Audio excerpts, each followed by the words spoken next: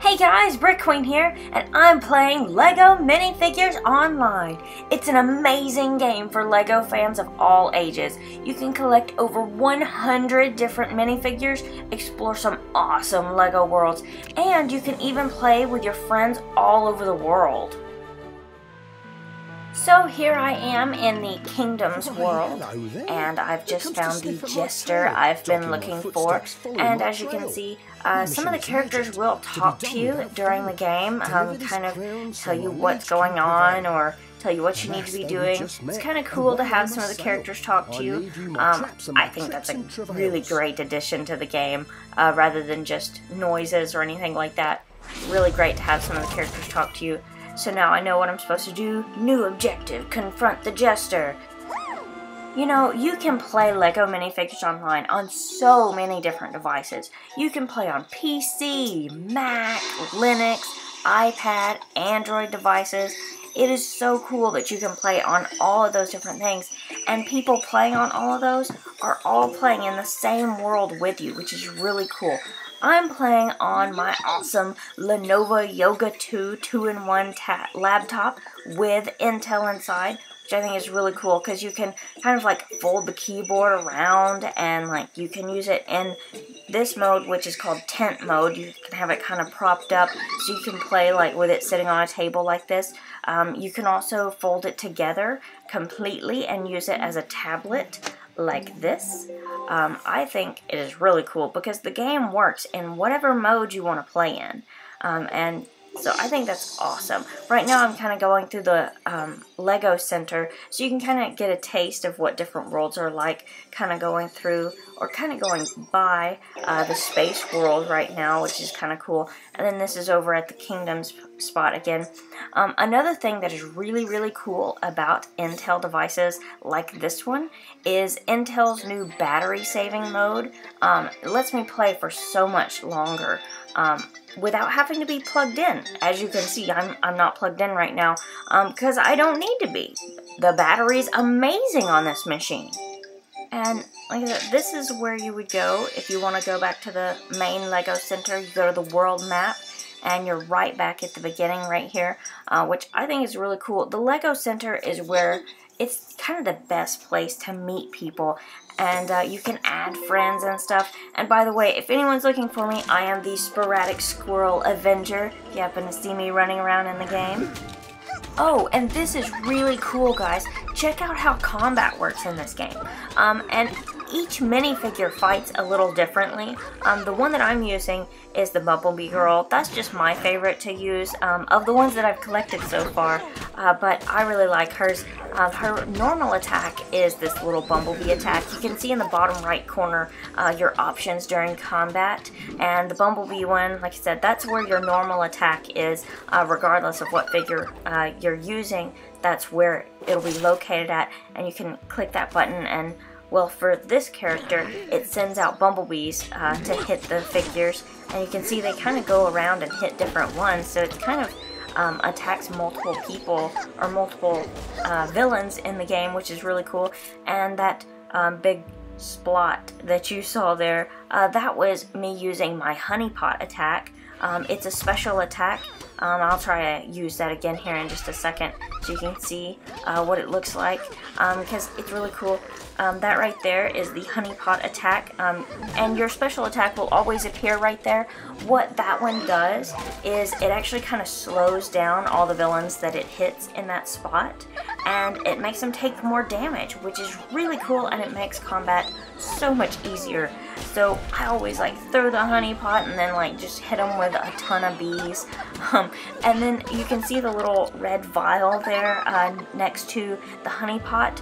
That is a little healing potion, which is cool in case you ever get hurt.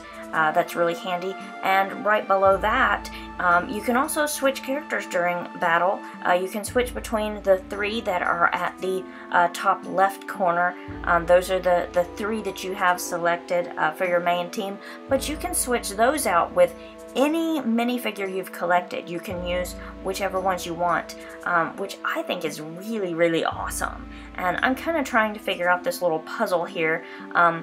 I didn't even know there were puzzles in this game. So that is just another part of the gameplay, which is really cool. You can, I mean, there's puzzles in the middle of the game, and there's so many other things that you can do in this game. Let me show you some of the things you can do. Now this, believe it or not, is actually still part of the Kingdoms world. I'm just kind of in a different area now. And check this out, you can actually find little machines like this, you know, limb cutter here that I found, which is really cool because you can play with this and it makes combat really easy. Look how fast I'm taking out these tree monsters. That is so cool. You know, I mentioned switching characters, but you know, you can actually do that in the middle of battle, just anytime you want. See, now, all of a sudden, I'm the musketeer, and you can see he fights completely differently. All the minifigures use whatever weapons they have, so you can see how he's fighting completely differently, and his special attack, you can see in the corner there, is the rope, so he can swing away or swing to a different area like this, which I think is really cool. And you can also switch to, you know, another one of your characters. I have these three in my team right now, the Bumblebee Girl, the Musketeer, and the Island Warrior. Alright, so I've switched worlds now. Now we're in the pirate world, and you can see it looks completely different now, which I think is really cool.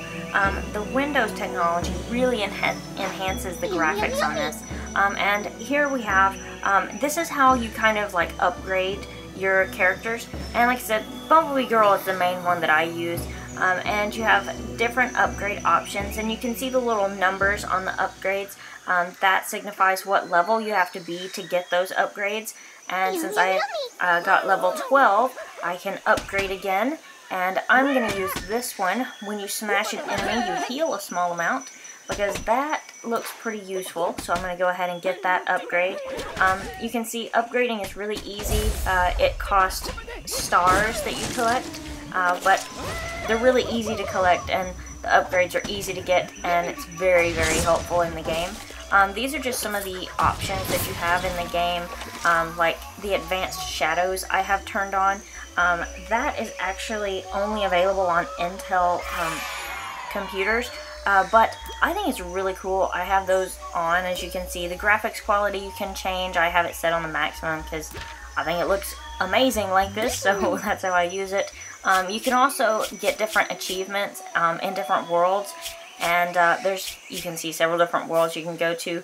Pirate World is the one I've played in the most so far. And you can see the achievements that I've gotten in there so far.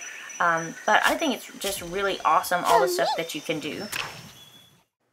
So here are some Series 13 Lego Minifigure Packs. You guys probably remember seeing me open some of these before. Let me go ahead and build this one real quick. We have the Disco Diva here. But what's really, really cool about these is any of the figures out of Series 13 and some of the other series that are more recent, you can play within the Lego Minifigure game. And I'll show you right here where you find the code. I'm trying to block the code out for you guys, because I think it's really cool to actually just find them and collect them.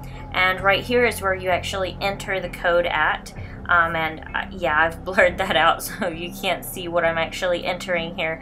But find these minifigure packs and enter them yourselves, and you can collect stuff like this, and when you enter the code you get your minifigure. So now I have unlocked the Disco Diva, which I think is really cool, and you can actually use it in the game. And let me show you a little bit about that. This is kind of where, you know, it says quick search, but you've got all the different figures here listed.